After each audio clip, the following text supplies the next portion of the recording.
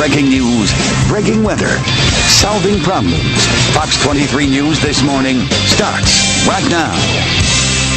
We are looking at women's health this morning. So ladies, I hope you stick around. We're going to talk about some of the cancers, in fact, that can affect you. And some important information on women's health this morning.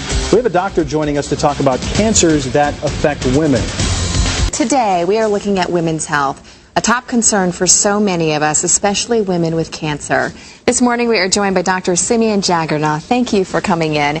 And you are a doctor with the Cancer Treatment Centers of America. Yes. So let's start with the main cancers, and there are so many that affect women.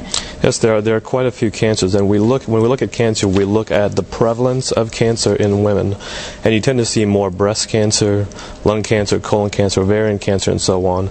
But what takes the lives of many women would be things like lung cancer rather than breast cancer itself. When you look for signs and symptoms of cancer, there are several things that you can see. Such as in breast cancer, you may find a lump, something which is unusual, nipple discharge, bloody discharge, or some abnormal finding in your body which may or may not be felt by yourself or by the physician. Let's go ahead and dive a little bit deeper into breast cancer.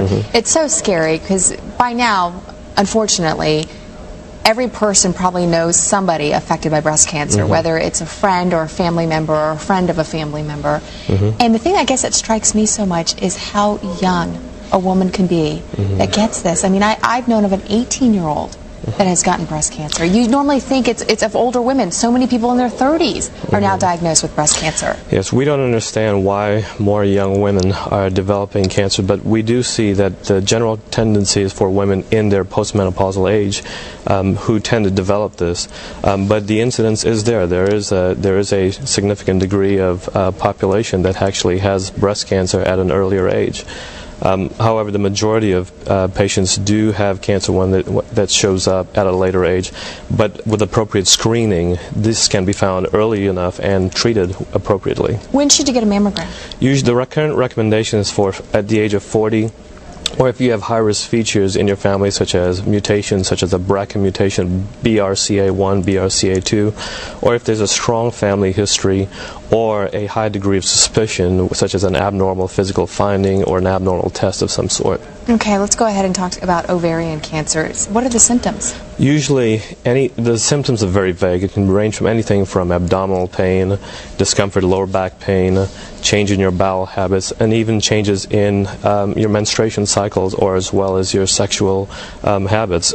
You may have pain on intercourse, or even several things such as bowel movements that change to very irregular forms. So the symptoms are very nonspecific. However, you should visit with your gynecologist and have the appropriate exams for screening purposes.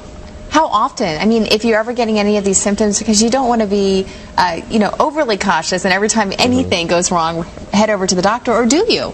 Well, the main thing is that appropriate screening is the best way to prevent cancer.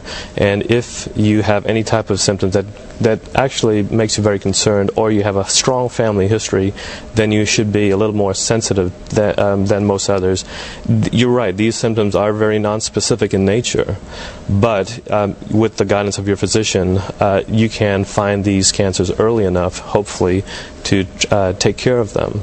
Besides screening, is there anything else that women can do to prevent any type of cancers? Eat healthy, exercise? You know, for breast cancer, there are several studies that have been performed showing that reduction of alcohol intake to less than 2 drinks a day, in fact, even elimination of alcohol may be the best modality for reduction as well. There are chemoprevention agents that are available for women who are high risk, such as tamoxifen and Avista. There are also other modalities such as exercise, reduction of weight, reduction of your weight, as well as maintaining a healthy lifestyle may be extremely beneficial.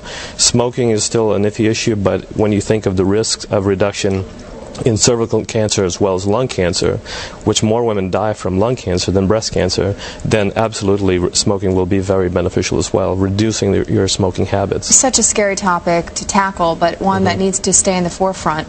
Absolutely. For all women's health. Dr. Simeon Jaggernauth, thank you so much for coming in this morning. We appreciate it. Thank you for having me. For more information on the cancers that affect women, head over to our website, fox23.com. Click on the Fox box. Now, coming up at 8:15 this morning, we talked to